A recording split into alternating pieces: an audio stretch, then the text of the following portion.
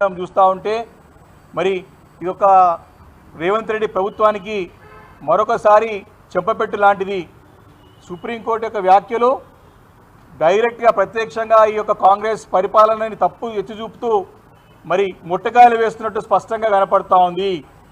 ఇది మొదటిసారి కాదు. రేవంత్ రెడ్డి గారి యొక్క నాయకత్వంలో ఈ కాంగ్రెస్ ప్రభుత్వాన్ని మొదటి నుంచి కూడా హైకోర్టు అనేక విషయాల్లో తప్పుపడుతూ వస్తూ ఉన్నది. హైడ్రా విషయంలో మీరు తీసుకునే నిర్ణయం తప్పు, మీరు వివరించే తీరు తప్పు అని ఎత్తి చూపింది. అదేవిధంగా మరి ఫార్మాసిటీ విషయంలో కూడా మరి అక్కడ మన ఫార్మాసిటీ గురించి 17,000 ఎకరాలలో పెద్ద ఎత్తున ఫార్మాసిటీని ఏర్పాటు చేస్తే ఫార్మాసిటీని క్యాన్సిల్ చేస్తా అంటే కోర్టుకి మళ్ళీ సంప్రదించినప్పుడు కోర్టు కూడా ఆ విషయంలో మరి తప్పు అని చెప్పి ప్రభుత్వాన్ని ఆ తప్పును ఎత్తి చూపింది. అదేవిధంగా లగచరుల యొక్క భూములను కూడా సేకరించే విషయంలో కూడా మరి తప్పు పద్ధతిని అనుసరిస్తున్నది.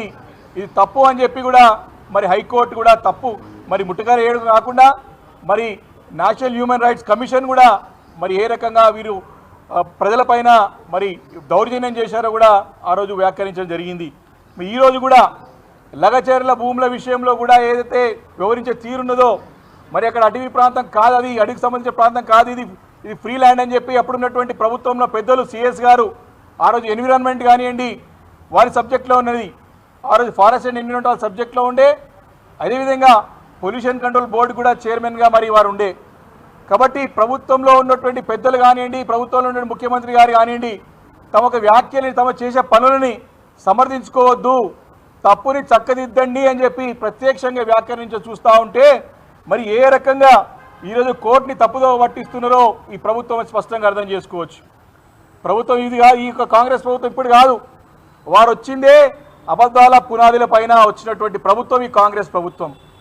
ఇప్పటికి కూడా మరి ప్రజలందరినీ కూడా తప్పుదో పట్టించి ప్రజలందరూ కూడా మోసం చేసి ప్రజలకి అరచేతుల వైకుంఠం చూపించి 100 రోజుల్లో 6 గ్యారెంటీలు ఇస్తామని చెప్పి నానా అనేక రకమైనటువంటి అబద్ధాలు వాగ్దానాలు చేసి వారు చేపించడమే కాకుండా ఢిల్లీలో వారి పార్టీ పెద్దలతో కూడా చెప్పించి ప్రజలని నమ్మించి మోసం చేసి అధికారంలోకి వచ్చినటువంటి కాంగ్రెస్ ప్రభుత్వం కోర్టులను కూడా తప్పుదో పట్టించే ప్రయత్నం చేస్తూ ఉంటే కోర్టులు మొట్టకాయలు వేస్తూ ఉన్నాయి, చెంపపెట్టు లాంటి తీర్పులు ఇస్తూ ఉన్నాయి. ప్రభుత్వం ఇప్పుడు కూడా కళ్ళు తెరవకపోతే తప్పకుండా తీవ్ర పరిణామాలు తప్పవని చెప్పి ఈ సందర్భంగా నేను మనవి చేస్తా ఉన్నాను. మరి ముఖ్యమంత్రి గారు వారు తీసుకున్న ఏ నిర్ణయం కూడా అన్ని కూడా రివర్స్ అవుతూ ఉన్నాయి, బూమరాంగ్ అవుతూ ఉన్నాయి, ఏది కూడా సరే అమలు కావట్లేదని చెప్పి వారు ఫ్రస్ట్రేషన్లో ఉన్నారు. ముఖ్యమంత్రి గారు ఫ్రస్ట్రేషన్లో ఉండి తను ముఖ్యమంత్రి అని మర్చిపోయి వేదికల పైన మరి ఉత్తమ్ కుమార్ రెడ్డి ముఖ్యమంత్రి అంటా ఉన్నాడు. అంటే ప్రజలు నవ్వుకుంటున్నారు. ముఖ్యమంత్రి గారు ఒక భాష, ముఖ్యమంత్రి యొక్క తీరు, వారి ఫ్రస్ట్రేషను, వారు చేసేటువంటి అసందర్భ పేలాపనలు చూసి ప్రజలు నవ్వుకుంటున్నారు, అసహించుకుంటున్నారు. ఇదే ముఖ్యమంత్రి దొరికిండయ్యా అని. ఈరోజు వారు తీసుకున్నటువంటి అనాలోచిత నిర్ణయాలు, వారు తీసుకుంటున్నటువంటి అనుభవరహితమైనటువంటి నిర్ణయాలు, వారి యొక్క అసమర్థతతో చేస్తున్నటువంటి పనులను ఇవన్నీ కూడా ఈ చేసే నిర్ణయాలతో తీసుకున్నటువంటి వ్యవహారంతో చేస్తున్న వ్యవహారంతో ప్రజలు ఇబ్బంది పడుతున్నారు.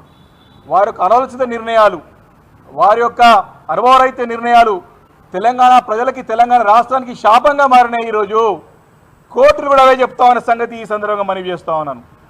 ఈ ముఖ్యమంత్రి గారికి కేసీఆర్ గారు పేరు లేదే రోజు గడవదు. కేసీఆర్ గారి పేరు చెప్పుకొనే ఇంకా అదే పనులు చేస్తూ ఉన్నారు. రోజు కళలు కూడా కేసీఆర్ గారే వస్తారు వీరికి.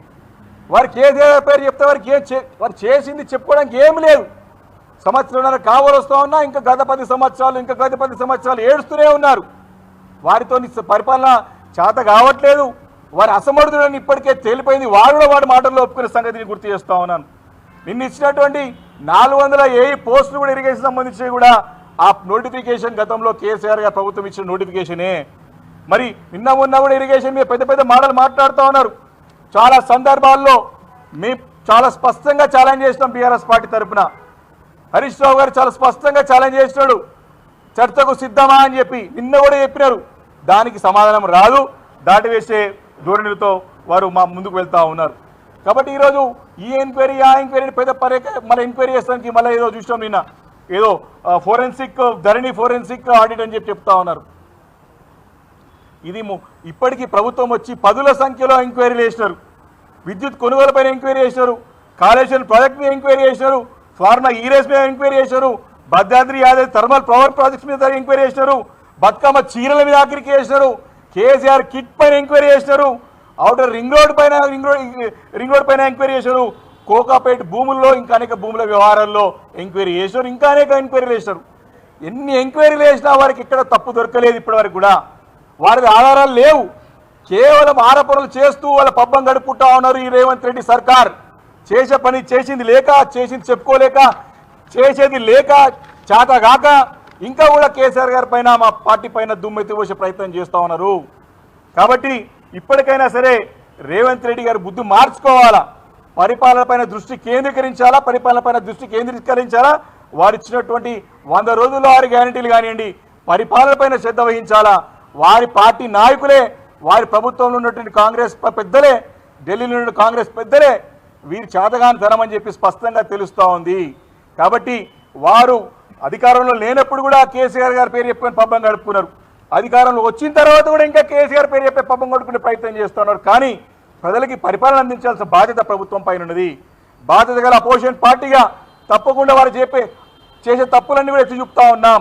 వారు మా మాట కాదు కదా, ప్రజలను కూడా పరిగణలోకి తీసుకోకుండా ముందుకు వెళ్తా ఉన్నారు. వారు చాలా మొండిగా పోతా ఉన్నారు, అహంకార పూరితంగా వ్యవహరిస్తూ ఉన్నారు. అందుకే కోర్టులు ప్రతి విషయంలో అడ్డుపడతా ఉన్నాయి. వారు చేసిన తప్పులు ఎత్తి చూపుతూనే ఉన్నారు. వారు తప్పులని చక్కదిద్దుకొని ముందుకు పోవాల్సిన అవసరం ఈ ప్రభుత్వం పైన ఉంది అని చెప్పి సందర్భంగా మనవి చేసుకుంటూ, వారు ఫ్రస్ట్రేషన్లో వారు స్వయంగా తనే ముఖ్యమంత్రి అని మర్చిపోయిన సంగతి ప్రజలందరూ కూడా చూస్తున్నారు నిన్నందరూ కూడా. కాబట్టి ముఖ్యమంత్రి గారు రాజకీయాలను పక్కన పెట్టండి, ప్రజల యొక్క బాగోగుల గురించి ఆలోచన చేయండి. గతంలో మీరు చేసిన మంచి పనులను ముందు కొనసాగించండి. ఈ ఎంక్వైరీల పేరు మీద ఇంకా పబ్బం గడుపుకోవాలంటే ప్రజలు కూడా ఊరుకునే పరిస్థితి లేదు. తప్పకుండా రాబోయే రోజుల్లో మీకు గుణపడని చెప్పడానికి సిద్ధంగా ఉన్నానని చెప్పి సందర్భంగా మనవి చేస్తా ఉన్నాను. Thank you.